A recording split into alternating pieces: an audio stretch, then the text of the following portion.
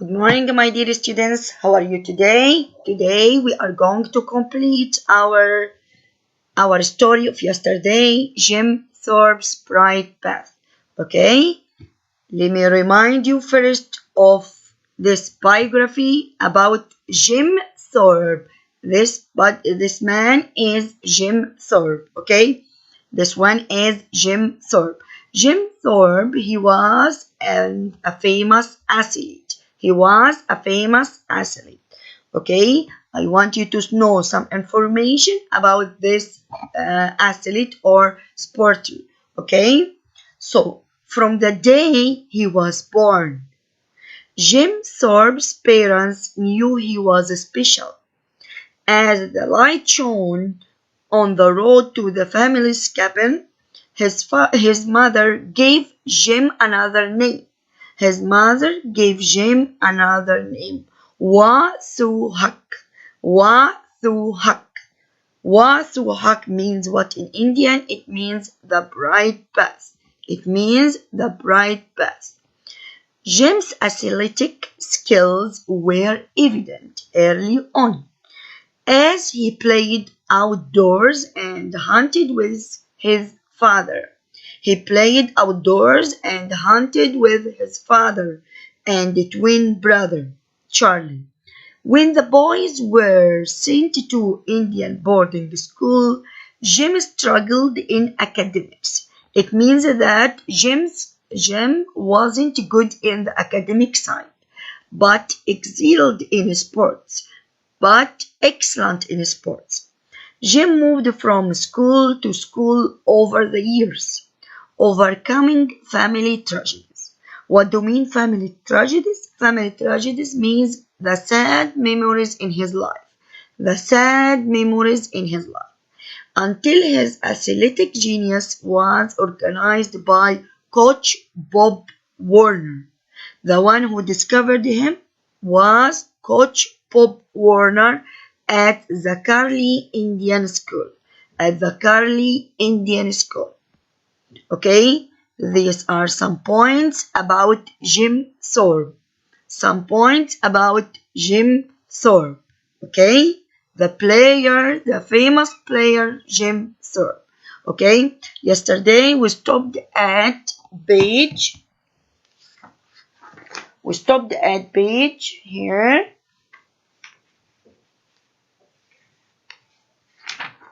Yes, page 363.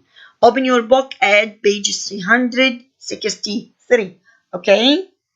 Here, when his brother died, he left the school and he ran from the school to the house.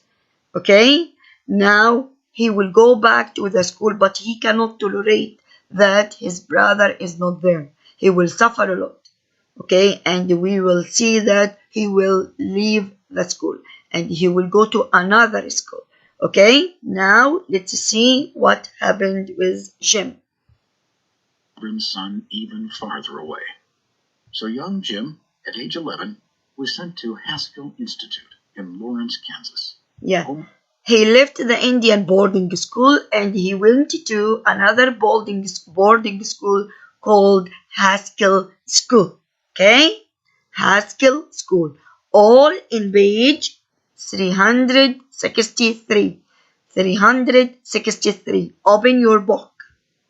Almost 300 miles away.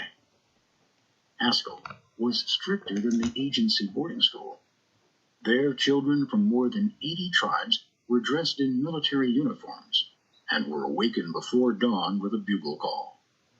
Manual training was mixed with classroom studies to teach them trades useful to white society.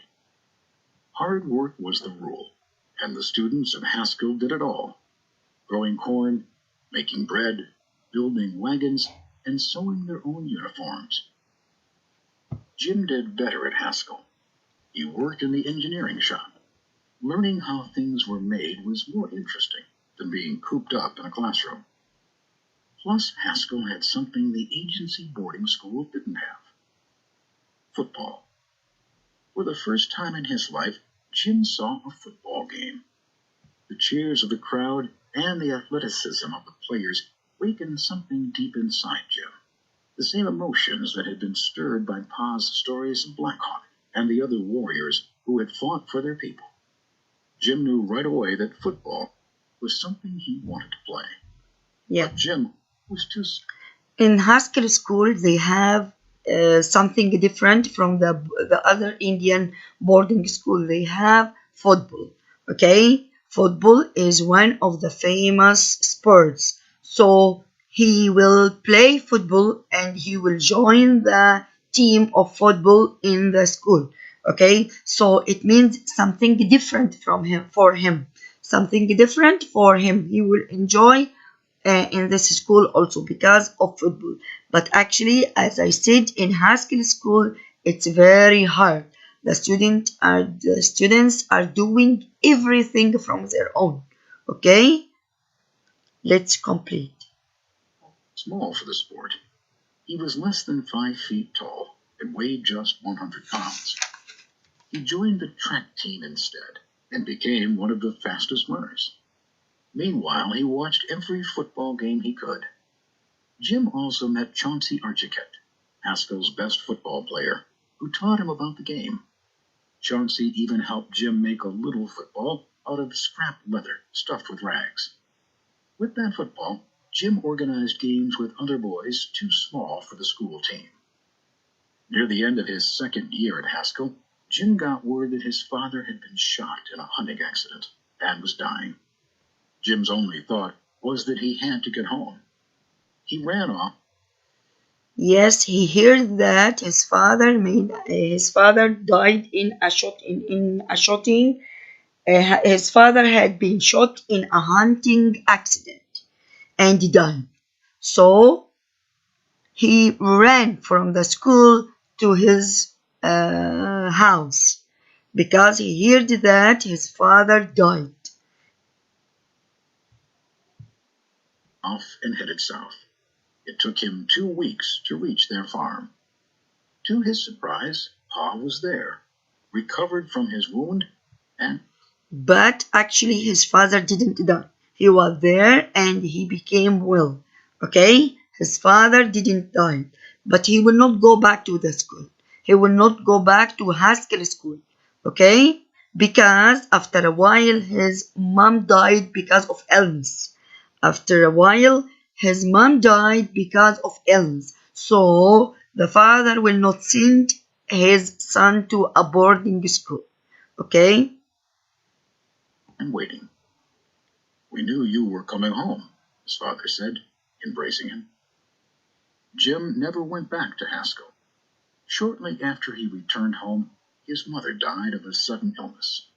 Jim grieved over the loss of his mother, and Pa Thorpe finally agreed that his son did not have to go back to boarding school.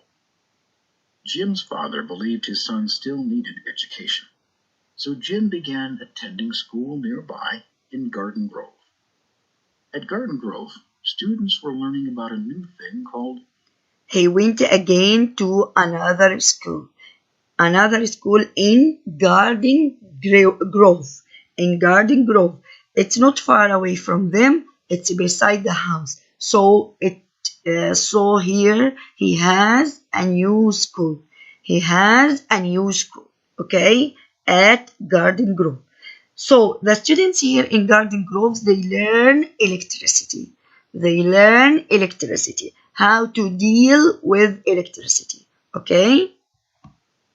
Electricity. Electricity could make it seem as if the sun were still shining, even at night. The thought of that appealed to Jim. Electrical sunlight could be brought to Indian homes, too. Pa Thorpe had always told Jim that education would give him the ability to help his people. Maybe becoming an electrician was the bright path he was supposed to follow. One day, a recruiter from the Carlisle Indian School in Pennsylvania came to Garden Grove. Carlisle was always looking for Indian students who were good athletes, and the recruiter had heard of Jim's success as a runner at Haskell. Would you like to be a Carlisle man? The recruiter asked. Can I study electricity there? Jim said. Of course, the recruiter replied. even though Carlisle offered no such course. Something else also attracted Jim to Carlisle: sports. Carlisle was one of the most well-known of the Indian boarding schools. Everyone knew about the school and its amazing record of... Here, one day, a man from a school called Carlisle Indian School came to visit Garden Grove, and he met Jim. He wanted Jim to go with him to Carlisle School. Actually, Carlisle School it's a school famous of sports. Carlisle School it's a school famous. It's an Indian boarding school, but it's so famous of sports. So this man he wanted Jim to go to Carlisle School. Okay. So let's see what happened in Carlisle School, but tomorrow, inshallah. Okay? Tomorrow we will know what happened in Carlisle School when this man, the recorder who came from the Carlisle School, convinced Jim to go to Carlisle School. Tomorrow we will see. Okay? Thank you for today. Go and study the part that we talked, and if you have any question, just contact me. Thank you and goodbye.